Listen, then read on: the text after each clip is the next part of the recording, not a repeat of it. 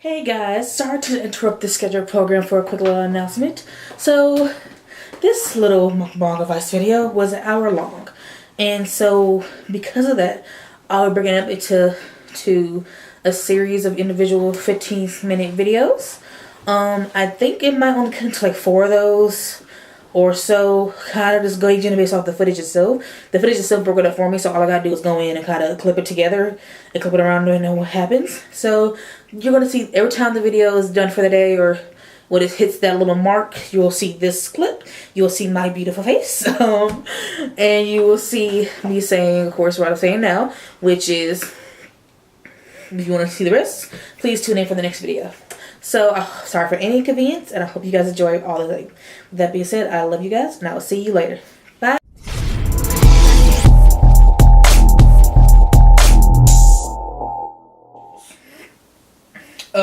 For the fifth question, that one, it just says debt. But it's not necessarily debt. So it was more like, how have you handled relationship debt before and after you were in a relationship? So, okay, so let me break that question down. So it's at, like, for right now, me and Will, we have certain debts individually. So for you and Dad, before y'all really got together, had joint debts. How did you... So this is what I suggest. And just honestly, I didn't do this. She said she didn't do this. Yeah, that's why. Because when you go through things, whether good or bad, whether you made good choices or bad choices, you can still give someone advice. Especially if you made bad choices, you can say, I wish this is what I would have done. So I can say to you, this is what I wish I would have done. If at all possible, while you're still in the dating stage, which I said if at all possible, but this is what I strongly suggest that you do. You don't want to go into a marriage with debt, and then you have your debt, and then the marriage has its debt, and then your spouse have their debt. The reason why I say that is because it's going to be harder for you to pay your debt off, because the debt that you created together is going to take priority, right? Because that stuff has to get paid in order for you to function. But you don't want the debt collectors calling, because then they're going to want to put their hand in the pot that you created together. Does that make sense? So I strongly suggest that if at all possible, that you eliminate any debt that you may have while you're still single but in the relationship. Because it's going to make it easier when you come together as one. Because you're going to create some type of debts, whatever it is. If you have a mortgage, if you get married and you move in together, you have an apartment. Well, that rent is your debt. You owe them people, right? So you got to pay them. That's a debt. So, and what I mean, that's an expense. So it's a debt. You owe something. A debt is something that you owe, right? Okay. So then you owe rent. So that's a debt. It's going to be hard for you to pay rent with the apartment or the house or whatever you have with your spouse if you owe rent at the last place you lived because you got evicted, you moved, what I'm saying? Whatever it is. Or if you have a mortgage. If you get a credit card together with your spouse, you have credit card debt. Not that it's bad, your credit cards are past due, but you have it. You use it. You got to pay it. You have it. Well, you don't want to have credit card debt that you had when you were single and you're still trying to pay that off. So my point is that you want to be sure that as much as possible you pay off any debts that you have while you're single, so when you get married, again, when you come together, you don't have that looming over you. Now, of course, unfortunately, we live in a country where student loan debt is rampant. It's very high. So that may be the only debt that you have. Even with that, you may want to work to get that consolidated, so you will only, hopefully, you can have one payment and it's low. So, because you would need to basically add that to your expenses. When you and your spouse get together and you're creating your budget and you have your expenses, what's coming in, and then your expenses, what's going out. You need to add that to it. So, how you don't want to have the student loan debt, your credit cards, the old car you had that was repossessed and all that. You don't want to have all that on it. So whatever it is that you need to do to rectify the debt that you had personally before you come together, that's what I would advise that you do that.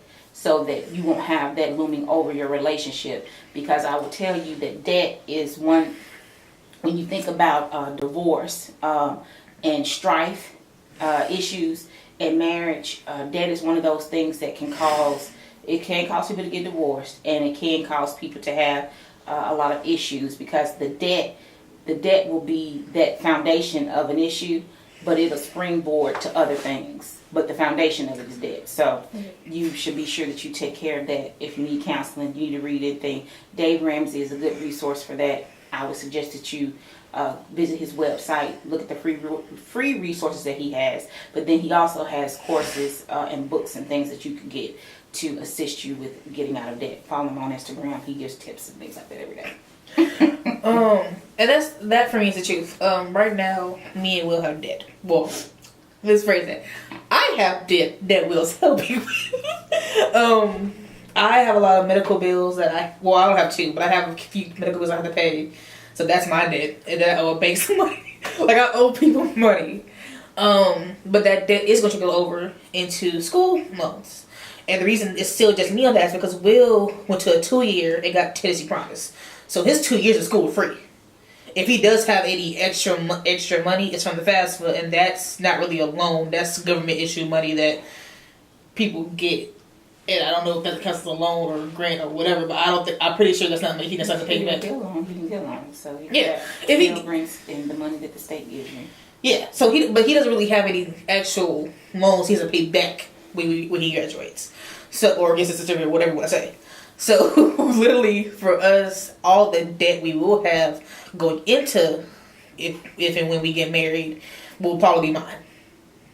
That's not good. You see, she's planning on this. No, I don't be like that. But I mean, like, you're not getting married tomorrow, so pay it. Damn. And I don't mean my medical bills. I mean that school money. I don't mean medical bills. Oh, you mean student loan? Yes. Oh, that's what I said. The medical bills will get paid off before the end of the year. I plan for that. I plan for this medical bills to get paid off before the end of the year because it's two. It is $156 and $158, and if I can't pay that, that's a problem. But for me, that's the only debt I have. But I also told myself that if me and Will do get married 5 years from now or whatever, I don't want to have any debt going into the marriage other than student loans, because I don't want to add that to the debt of, oh, now we gotta have a mortgage and car notes and bills, and I don't want to add that debt that I could have been paid off to Alyssa debt that I just now got. There'd be no point. No, okay. Yeah.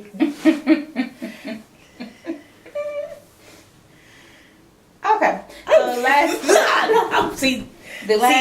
I understand this. So the last question. Okay. So student loan debt. So let me just real quick, because I mentioned it. She mentioned it. So let me say this: if any of you young people that are out there, I know if you're a first-time college student, maybe your grades, maybe you didn't know, you couldn't figure out how to get scholarships or whatever, and as a parent, it's hard to figure that out. How to do the scholarships. Now I'm sitting here saying it to you and thinking about it. I hope that we haven't missed some deadlines for some scholarships, because we need to do that right before the summertime to see if we can get some to not have to use the student loan money. But if you haven't saved for college, that's a regret I have that I didn't when they were young, or when I first had my daughters, that I didn't open a savings account for college, because I knew that they were going. Okay. Yeah, but anyway, I'm saying all that to say that if there's anything that you can do to lessen your student loan debt, you may have to stop. No, you may have to get loans, and unfortunately, sometimes it's a necessary evil. But if there's anything that you can do to eliminate, maybe. If your books are, this is a totally low number, but say your books for the next semester are $500, and you know that's how much they're going to be. Right, I know I said that. But even if they're $1,000 for the next semester, that's in August. How many months is that away? What is this? March, that's April, May, June, July. That's 4 months away. If there's anything that you can do to make, what is that? $200, $800, $250 over the next 4 months. Then that's $1,000 less dollars that you need for school, right? Yeah. So if it's anything that you can do to make extra money to help pay for your schooling, then that is one less either loan you need to get, or a lower amount of a loan that you would need to get, so that you won't be in, $50,000 worth of debt once you leave school. That refund money that you get from those student loans, it's not worth it to be in debt. Let them keep their money. Just if you have to get the loan, just get what you need and let them. I know it's tempting. Let them keep the rest. If you really need it because you don't have the, you need a laptop or you need food, because I know, then I'm not telling you to get it. But if you really need it, I understand. But if you don't, attempt really hard to get the money elsewhere, because that is some debt you really don't want, because that debt does not go away and they will hound you. I'm not trying to scare anybody. I want everyone to, I think that a college education is so very important for so many more reasons than just that piece of paper, because of the learning that you get. It's really invaluable. But I don't want any of you to have student loan debt. So do your research. There are scholarships out there for people with asthma, people who are left-handed, people, of course, black girls, brown girls. You wear glasses, whatever. There are scholarships out there for everything. Just do your research. Yeah. Make sure the source is legitimate and apply for them. And try to have student loan debt, because that is a debt that a lot of people take over into their marriage. And then a portion of it has to go back out to, whatever it is, has to go back out. So that's something that you can eliminate altogether while you're in college. Great.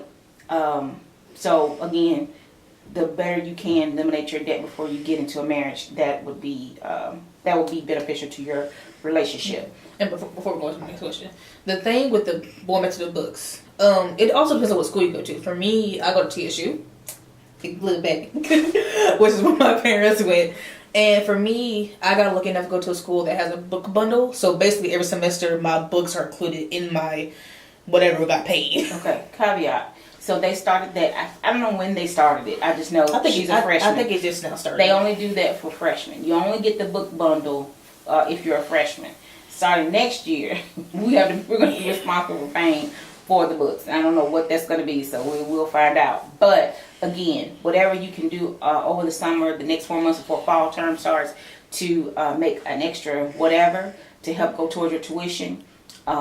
If you're a Pell Grant, and any money that you may get from the state, or any scholarship money, if you didn't get a full ride, will not cover, then that will be great. It will be helpful to you and your parents. So what is this question about? The last question is first the second. The other question is how long to wait. So that question is referring to how long to wait before you get married, before you make that lifelong commitment, and then how long to wait before you kind of start making the big changes in that lifelong commitment. I don't. What you mean the big changes? That was not fully me. I don't know what you mean by the big changes. This is again. This last question really wasn't mine. This one is I kind of understand the first part, but I don't know what you mean by the big changes.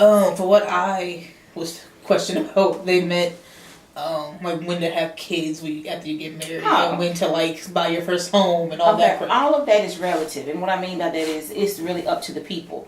There are some people who meet on a Monday and they're ready to get married by Friday. There are some people who meet in January and they're ready to get married in February. There are some people who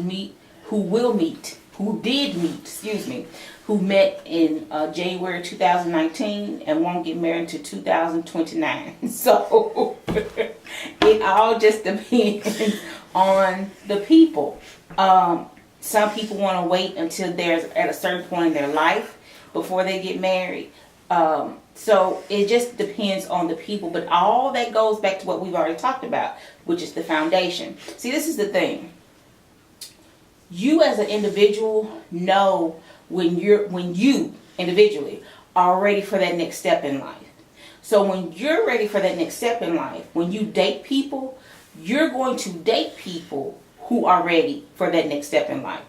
If they're not ready for the next step in life, you're not going to be serious with them, because they don't want the same thing you want. I think what happens oftentimes, though, is that an individual who's ready for that next step dates someone who's not ready for the next step, but they sort of guilt that person into being ready for the next step. They get married, and then they don't understand why they're getting a divorce 2 or 3 years later. or why their marriage is in such turmoil, but they stay in it for 5 or 10 years, but they never should have been married in the first place because one of the people were not ready for that commitment. Because the thing about it is that when you do that, you stand before man, you stand before God. When you say those words, to death do us part, that stuff is serious. It's not meant to be taken lightly, for better or for worse, in sickness and in health. Those are serious words, a serious commitment that you're making to that person. And if you know that you're not ready to be with that person to death do you part, in sickness and in health, if you're in a relationship with that person right now, just going together, and they get sick, and you're like, oh my gosh, you're such a bad baby. You know, which I do that too, but I ain't going nowhere. But you're like, oh my gosh, I don't want to bother with you. I don't want to bring you no soup. I don't want to bring you no drink. Call me when you get better. If you're like that now, yeah, you're just going to get on your nerves when the man gets sick. And women, sometimes we may be babyish, I don't know, but men, when they get sick, it's like really horrible. I'm saying this from a woman's perspective. So, if you know that right now, at this point, right now today, you're in a relationship, and you're thinking to yourself, if he gets sick, am I going to be there? And not just sick with a cold. What if he gets sick? I was watching, so one of my favorite shows is Iyanla Fix My Life. And a couple of weeks ago, she had these guests on the show. And they hadn't got married yet. They were engaged to get married. They were planning their wedding. And the guy has diabetes. He had already had some toes amputated. And then he had his leg amputated. So the issue was that she felt he was not doing his part. And I can only presume that maybe he was on disability, because he used to do things financially for her that he can't do now, because from what the conversation is, he's not working. But they live together, so she's having to carry the relationship financially. And they both were enamored, not with each other. They were enamored with the thought of being married. They were enamored with the wedding itself. Not the marriage, but the wedding itself. If you are only getting married for the wedding, you're not ready. You need to wait a little while longer. I think one of the issues is that so many people are getting married for the wrong reasons, for financial reasons, because somebody looks good, because they're good in bed, because they just want to have a wedding, because maybe they're a single parent and they need a father figure for their child, or they want that a two-parent home because it'd be easier for them. Whatever the reasons are.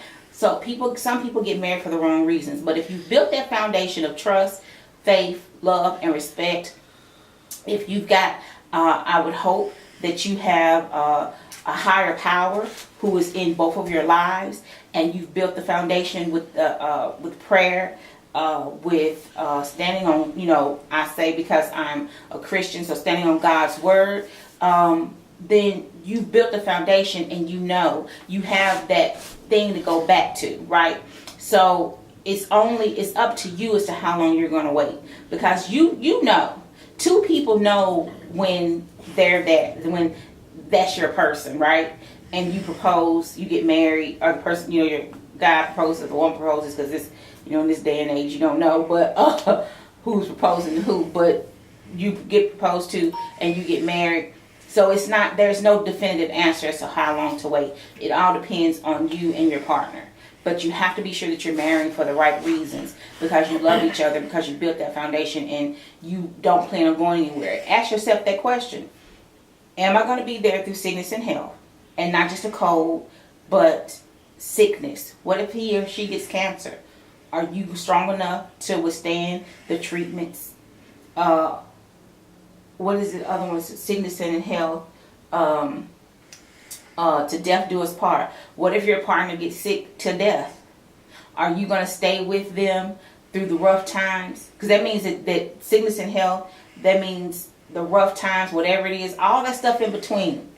Are you going to stay like the people who are 95 years old and, they're still married, and the spouse dies one day, and then 2 weeks later the other spouse dies because they, that's their person. They can't live without them.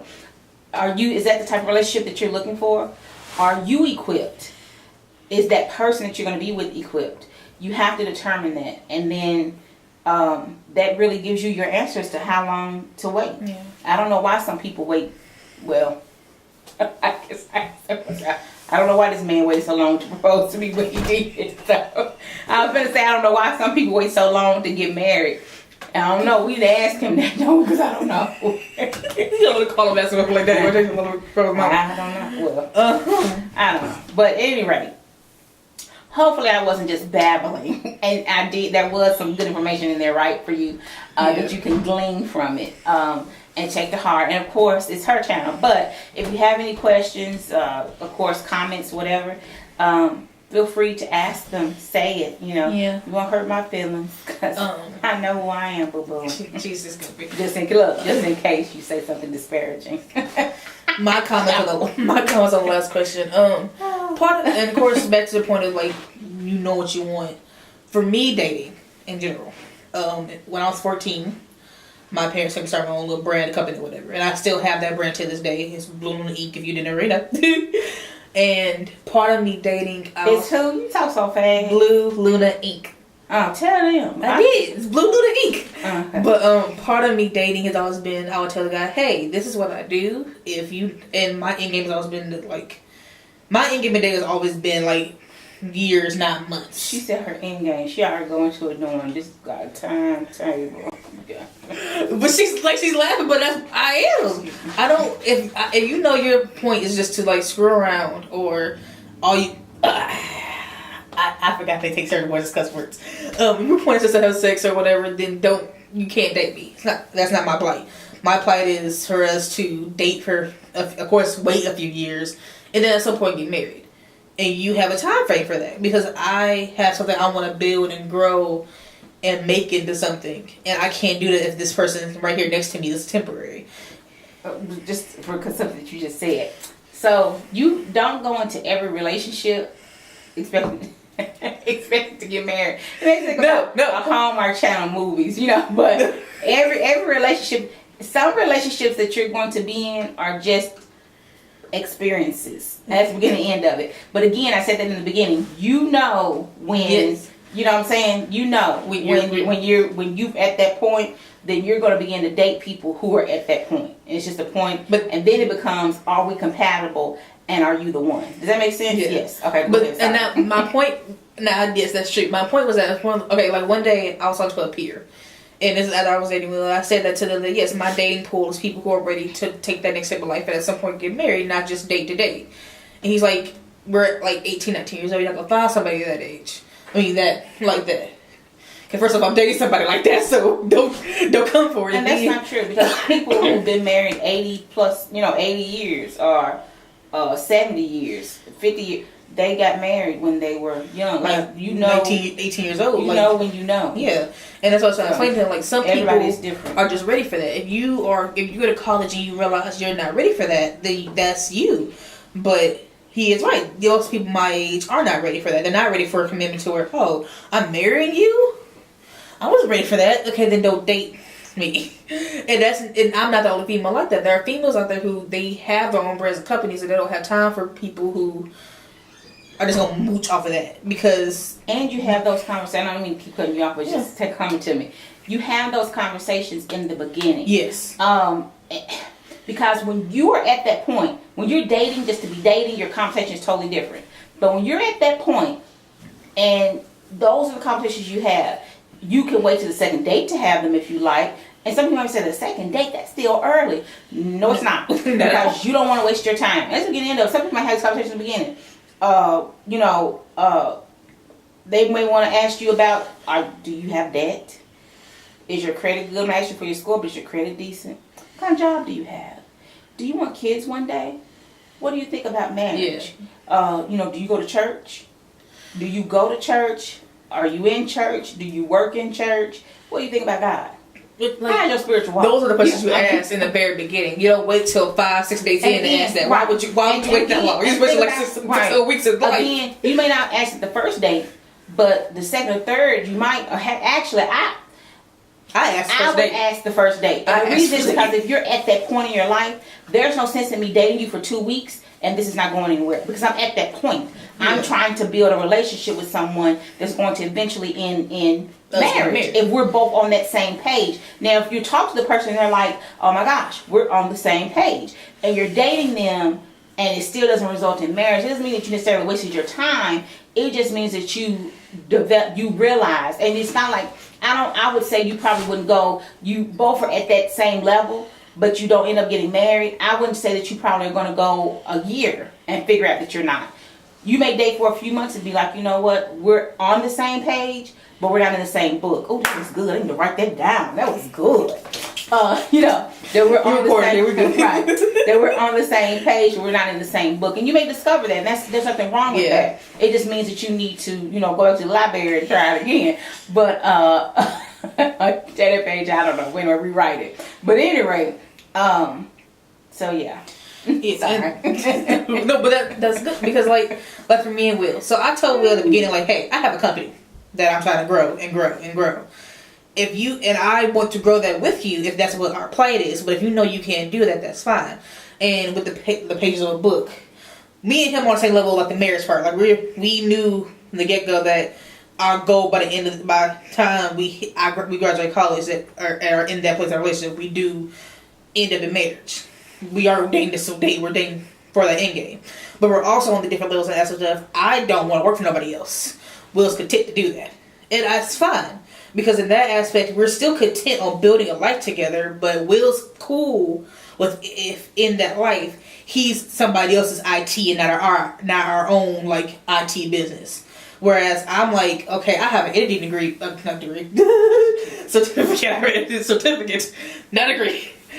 But I don't want to go work for News Channel 5 for like the next 17 years and be stuck there. I want to use that editing certificate for myself. So we're on that same page, we're on that same level. But in the pages of our life, we're in situations where he's fine working a 9 to 5 and I'm not.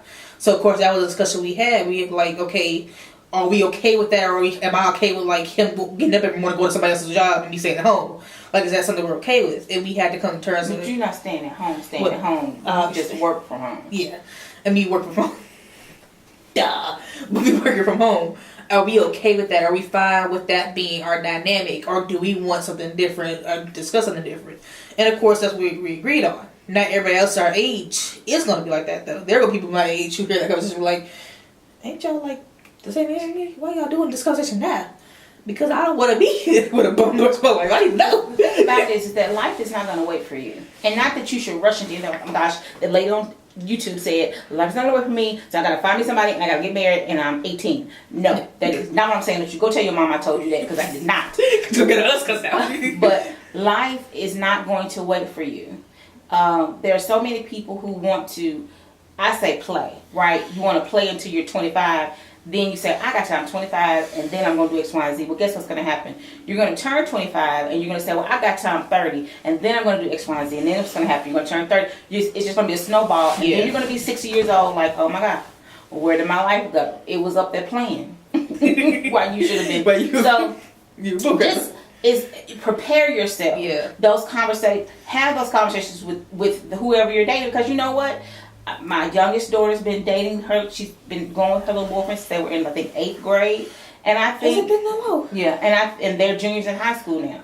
And I think her and that boy are gonna get married one day. You know, and that's okay with me. He's a nice young man. He's upstanding. He knows what he wants to do with his life, and that's totally awesome. You know, so that's okay, because there are some people in life who've known each other that long, who've gotten married and have very successful marriages and families. So that is okay. Sometimes, as I said before, when you know, you know.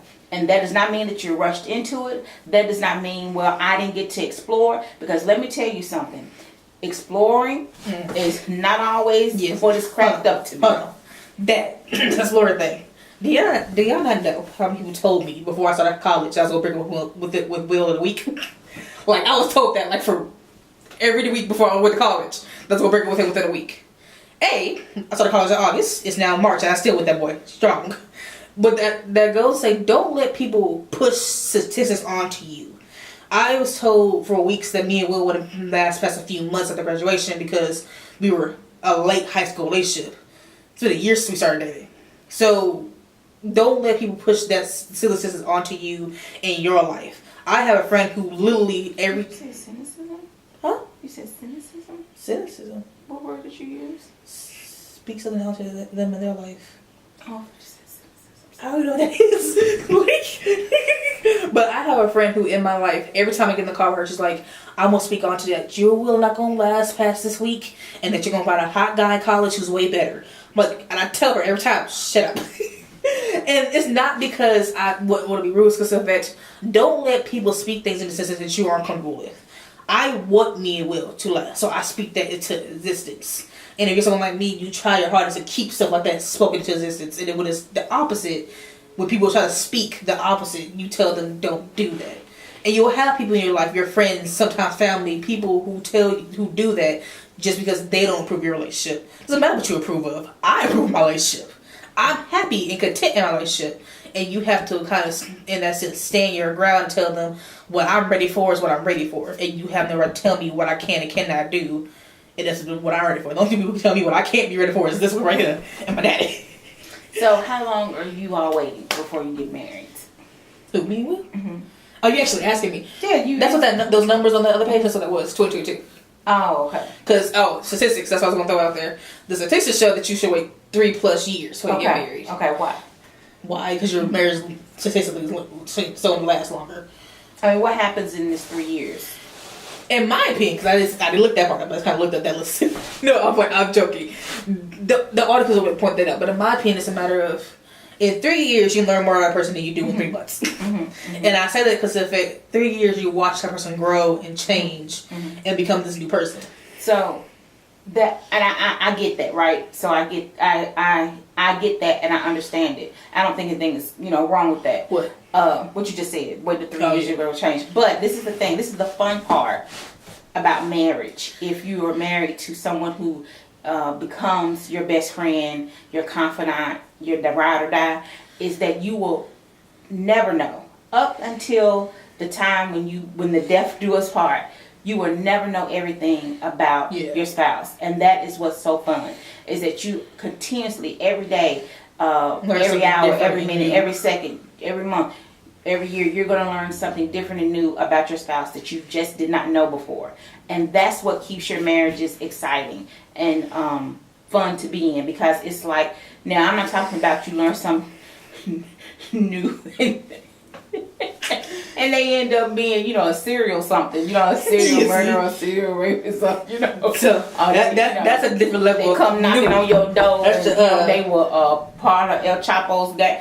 Not that. That's not that. That's kind of like, oh, no, I'm talking about that. I'm talking about maybe you didn't know that they played lacrosse when they were in high school, or maybe they, did taekwondo, or maybe they speak Chinese, or maybe they speak Mandarin, or whatever, whatever it is. You find out new things like that, every day, like, oh my gosh, that is so cool, or maybe you had the same childhood experiences and they were on the West Coast and you were on the East Coast, or you were in the South and they were on or whatever, you know what I'm saying? But you had the same childhood experiences, or maybe the family dynamic. You may have talked about it, but you really didn't talk about it. And then after you get married, you really talk about it. You're like, oh my gosh, the same thing happened to my family at the exact time, when we were the same age or whatever. So you find out those types of things, and you're just like, oh my gosh, you're really my kindred spirit. I find it funny. You're talking about my mom. So, her and my dad was sitting there, and she discovers new tattoos on his body, and she'll sit there and explore his body. I'm like, you've been with this man for a minute. Like, you tell me you got 2 kids with this man. You tell me you just now seeing the tattoos on his body. Like, just discovered one me a couple of last month. I discovered what in the world. Now again, I'm 18 years old, so no, and that's going on 19. Yeah, he tells me to get away from him because it's whatever. But whatever. I gotta find out what if something happens. I gotta know everything. I need to make a list. But see, what you see? Anyway, so yeah. But see that, and this is why I get my quirks from, because you see my parents are weird. But that's why that question was asked. That question was asked because it's a topic amongst people my age. It's a topic of how long should you date somebody before you get married, and it's all about the fact of where you are individually. If you know you're in a place where you're ready to get married sooner than later. Like, I have a friend who's been with her boyfriend for at least 6 years. So longer than she's been with Dave, and they still aren't talking about marriage. And I'm like, that's 6 years of life, and you and him are still on the verge of breaking up. Like, that to me is odd.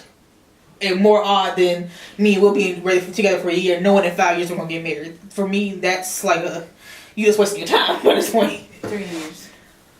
You said 2022. This is 2019. You started dating 2018, Mama. Oh, you mean from that time? From 2018 to 2022 is going to be like a 5 years. It's a 5 year span. It was 4 years. Is it 4 years? Okay, let's wrap it up. You are, cause and you would call did about this. Okay, come on. But that being said, thank you for joining the video. We are doing a part 2 on parenting, which I won't have opinions on because I have no kids. So we're gonna see how this goes. 2 parts, but go ahead. It is gonna be 2 parts. This needs to be 2 parts. I think we'll be on it too long. It'll be a 3-parter. They be alright. I love y'all. I hope y'all watch the entire thing to the end. But regardless, thank you for joining us.